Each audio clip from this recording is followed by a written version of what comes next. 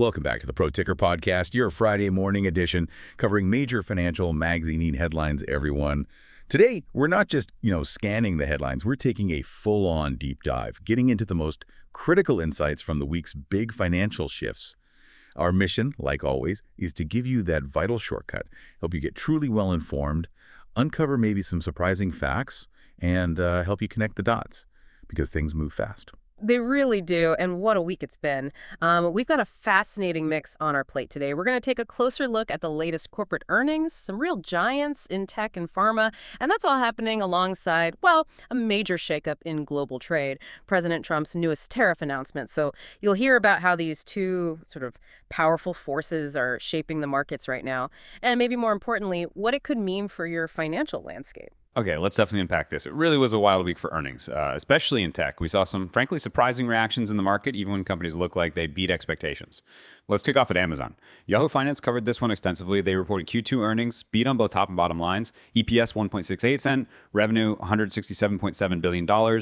That's comfortably past what analysts thought. And even their Q3 guidance looked better than expected, projecting between $174 and $179.5 billion. So on paper, looks great. Right, and here's where it gets, really interesting.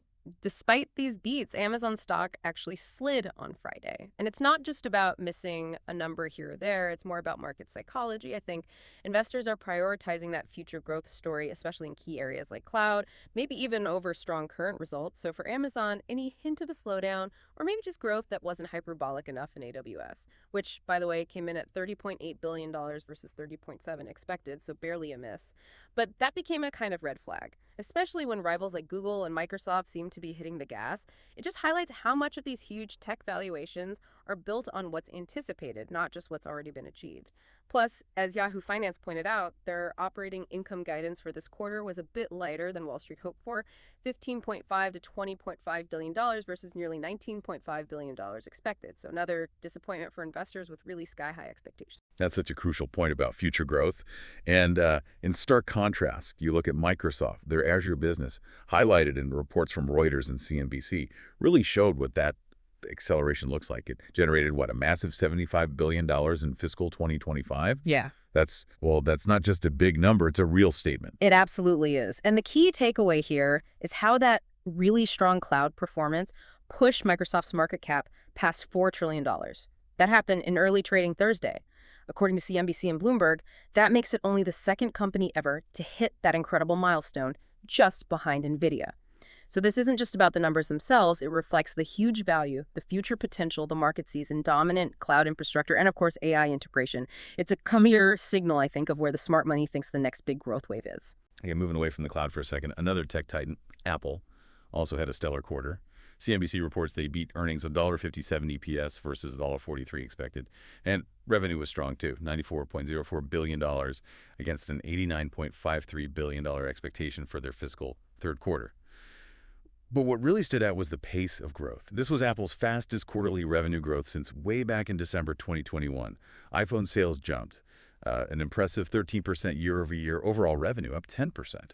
Yeah, and it wasn't just the raw numbers for Apple, as CNBC detailed. CEO Tim Cook made it pretty clear the company is, quote, open to M&A, and they're actively looking to boost investment in artificial intelligence, which is obviously a key area for everyone right now. Future innovation, market share.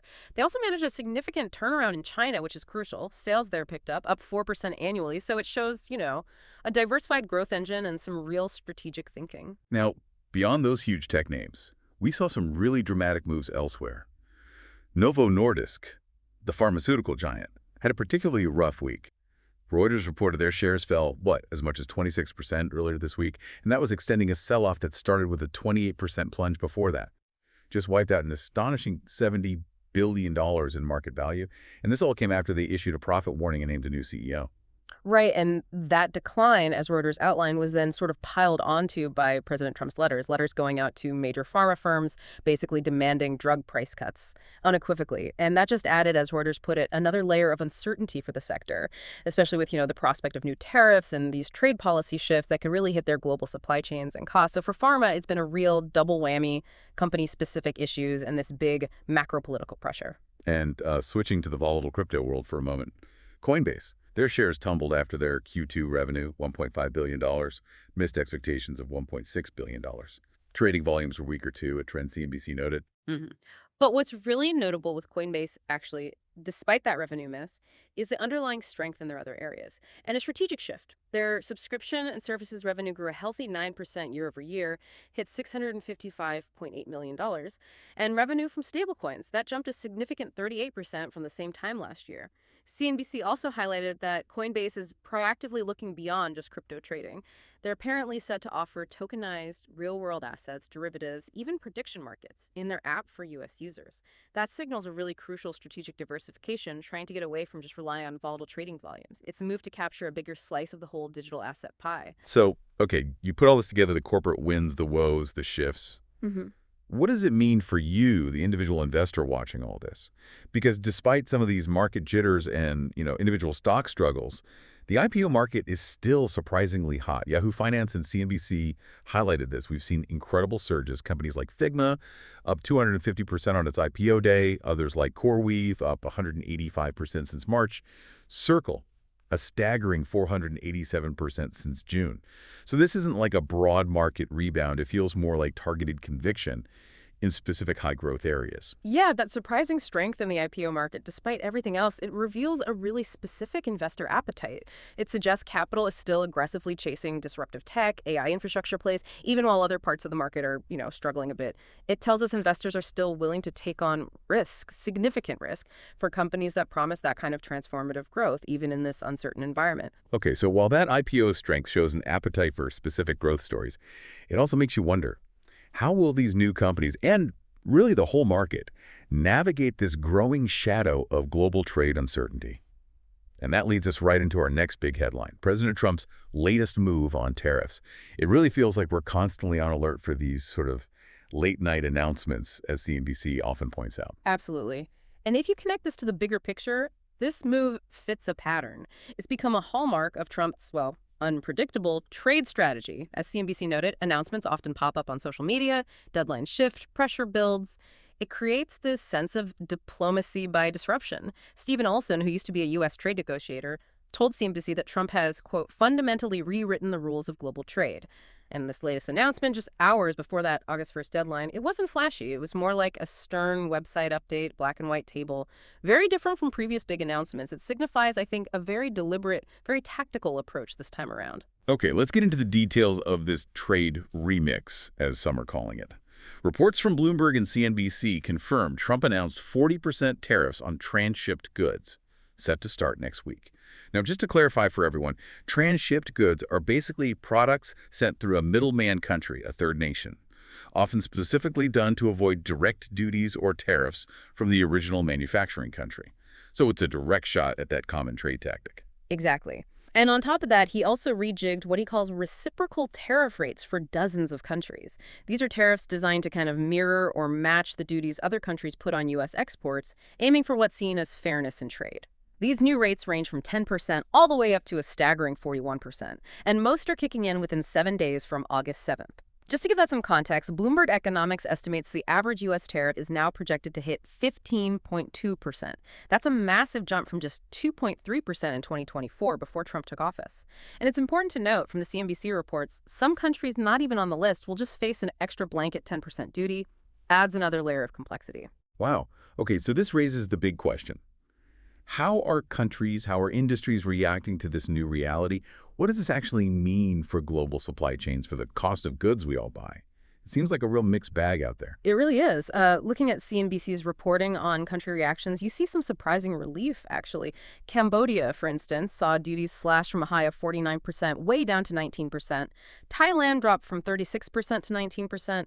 Taiwan from 32% down to 20%, though, negotiations are definitely still ongoing there. Malaysia got a reduction to 19% from 25%. And Japan secured a pretty crucial deal, bringing its rates down to 15% from 25%, including those critical auto tariffs. Australia seemed fortunate too. Its rate held at a relatively low 10%, suggests maybe strategic alliances are playing a role. But then you have the other side of the coin. Countries facing much higher rates or brand new concerns. Switzerland got hit hard, a 39% levy. That seemed to shock analysts, given there wasn't major bilateral tension. Canada got slapped with 35% tariffs, which just escalates an already tense trade situation there. Adds complexity to North American relations for sure. India is facing a 25% tariff. still in complex negotiations. And New Zealand saw its rate go up from 10% to 15%. Some see that as targeting trade deficits specifically, not just industries. Even Norway, while not getting a hike, stays at 15%, which is still pretty impactful. And what's quite notable, according to CNBC, is that China wasn't directly hit by this latest directive. Tariffs on Chinese exports already have their own separate deadline, August 12th. However, that 40% transshipped goods tariff that is clearly, quote, directed against its interests, given China's role as a huge global manufacturer, China will absolutely be weighing this in its ongoing trade talks with the U.S. Makes for very, very delicate negotiations ahead. And this isn't just abstract policy stuff, right? It's hitting businesses hard, globally, right down to the factory floor. As CNBC highlighted, CEOs everywhere are now actually building this uncertainty into their financial forecasts. They are fundamentally rethinking everything: where factories are located, how products get priced, that old just-in-time supply chain model, where you minimize inventory, get parts only when needed. That seems to be giving way fast to something far more cautious. Businesses are looking much more at making goods closer to the buyer to cut down these risks. And what that means for you, the consumer, is potentially higher prices on everyday stuff. As companies either absorb these costs or pass them on, it feels like a seismic shift that could permanently reshape global trade and, well, your shopping cart. The copper market gives us a really specific, really immediate example of this kind of disruption. Bloomberg reported on this. Trump's, well, shock decision to exempt refined copper from tariffs, while at the same time slapping a hefty 50% tariff on semi-finished copper products, that caused copper prices in the U.S. to plunge more than 20% this week. It's like the global supply chain got zapped, causing this immediate chaotic rerouting. And the immediate impact: traders are scrambling to book storage space in London Metal Exchange warehouses. They expect a huge wave of copper supply to shift out of the U.S. into other global markets. It's just a vivid picture of how quickly and directly these policies hit actual commodities. And if we look at the broader economic fallout, the U.S. Treasury actually reported an unexpected surplus from tariff revenue, more than 4 times higher than a year ago. But economists are sounding loud warnings about the downside for the overall economy. Bloomberg Economics, for instance, calculates that the 12.8 percentage point hike in the average tariff since Trump took office could cut U.S. GDP by a significant 1.8% and lift core prices by 1.1% over the next 2 to 3 years. Now, putting that 1.8% GDP cut in perspective, that's a serious drag on growth, potentially hundreds of billions in lost economic activity, and a 1.1% lift to core prices. That means everything from groceries to your next car could get noticeably more expensive. More pressure on household budgets already dealing with inflation. Yeah, and what's really insightful here comes back to Stephen Olson, that former U.S. trade negotiator we mentioned. He notes, look, we haven't gone back completely to a law of the jungle system, but we have definitely taken several huge strides back in that direction. This isn't just a temporary blip. It feels like a fundamental shift. And he also firmly believes that, quote, more deals or further tariff increases are almost certain to follow, which suggests this unpredictability isn't a bug, it's a feature now. Something businesses and consumers just have to learn to navigate going forward. Okay, so given all these moving parts, the strong but sometimes disappointing earnings, these sweeping, unpredictable tariff changes, what does it all mean for the wider market? And critically, for the Federal Reserve's thinking on interest rates? Well, according to CNBC, the Fed held its benchmark rate steady again. That's the 5th straight meeting. It shows just how cautious they're being. Chair Jerome Powell was notably guarded on whether these tariffs would actually spark more inflation. He just stated their current policy stance is, quote, appropriate to guard against inflation risks, practically. This careful, almost wait-and-see approach, it really underscores the deep uncertainty facing policymakers. They're trying to balance growth, inflation, and now this incredibly unpredictable trade environment on top of it all. That's right. And this caution from the Fed, it's directly hitting market expectations for rate cuts. The probability the market sees for a September rate cut fell to about 40% on Thursday. That's a big drop from earlier predictions. Now, traders are mostly expecting just one rate cut this year, maybe pushed out to December if it happens at all. And this shift is backed up by the inflation data. The PCE price index, the Fed's main inflation gauge, moved up to 2.6% in June, highest since February. Core inflation at 2.8%. So with inflation still sticky and now these new tariffs potentially adding to costs, is even one rate cut this year really realistic? Or is the market maybe being a bit too hopeful about the Fed's room to maneuver here? That's an excellent question. It really gets to the heart of the tightrope the Fed is walking. The market dialing back expectations. That's a direct response to data like PCE showing inflation is stubborn. But it's also heavily influenced by the sheer uncertainty from these tariffs. I mean, if global trade gets more expensive because of duties, that acts like another inflationary push, right? Higher import costs, maybe disrupted supply chains feeding into consumer prices. That could easily force the Fed to keep rates higher for longer than they want, even if it hurts economic growth a bit. So while the market holds out hope for one cut, the reality of these macro pressures might mean even that single cut is, well, a stretch. It points to a very cautious, very data-dependent Fed in a highly unpredictable world. And you see this uncertainty reflected in the overall market mood. U.S. stock futures tumbled on Friday right after the tariff news. Dow futures sank about 0.9%. S&P 500 futures fell 0.9%. NASDAQ 100 futures dived 1.1%. That's according to Yahoo Finance. And Bloomberg also highlighted the global stock sell-off stretched to a sixth day. That's the longest losing streak since September 2023. It shows these sweeping tariffs really raise significant concerns about global economic growth, pushing investors towards safety. Risk aversion is definitely up. So we've really taken a deep dive today into what feels like a dynamic, maybe even contradictory financial landscape. On one side, you've got this incredible resilience, innovation from companies like Apple, Microsoft, impressive growth, huge milestones, even if expectations are incredibly high. But on the other side, you have this unpredictable nature of global trade policy, particularly these Trump tariffs, just rippling through markets, impacting everything from copper prices to how companies build their supply chains, even the outlook for big pharma. Yeah, it's abundantly clear that businesses, investors, policymakers, everyone is grappling with a new era of pretty profound uncertainty. The data shows this complex mix. Strong earnings that can still disappoint, rapidly shifting trade rules, redefining global commerce, and a Federal Reserve just carefully watching, trying to gauge inflation risks that are now being potentially worsened by those same trade policies. It's a really challenging environment, requires constant reevaluation. So here's something to think about. As companies fundamentally rethink their global operations, their supply chains, because of these ongoing, likely continuous tariff adjustments, what long-term changes, maybe even irreversible changes, will we see in the actual structure of global commerce? And maybe more personally, what impact will all this have on the prices you pay as a consumer, from your morning coffee right up to your next big purchase? Something profound to ponder as you look at the headlines this weekend. Thank you for joining us for this deep dive. We hope you're leaving with a clearer, more informed perspective on these really critical financial stories. We'll see you all Monday morning with new headlines from major financial magazines.